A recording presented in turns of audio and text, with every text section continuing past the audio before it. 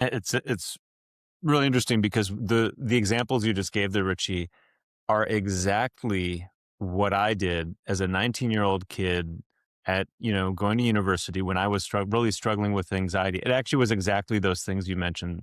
So as you know, you've heard me talk about this before, but one of the things I learned, I had read a book called Wherever You Go, There You Are by John Kabat-Zinn, who both of us know very well. You've known him for decades and decades.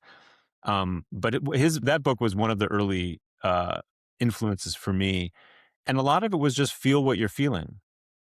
Rather than fighting it, trying to push it away, it's actually just open up to what's going on. And so I would do that. I would do that all the time, especially when I was working, delivering pizzas, which was my kind of, side hustle in college. Just if I started getting anxious, just bring awareness into my body and literally just feel like, oh, what does anxiety actually feel like? Not to stop the anxiety or to change the anxiety, but really to understand it, to just see it clearly.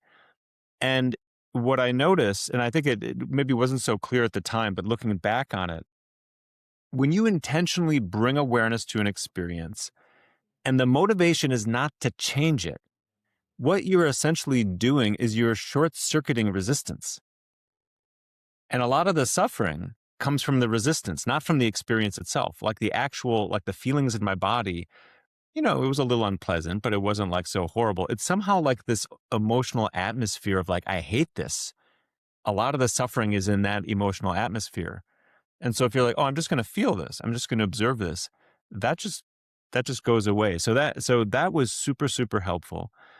And oddly enough, the other thing I did all the time was awareness of sound.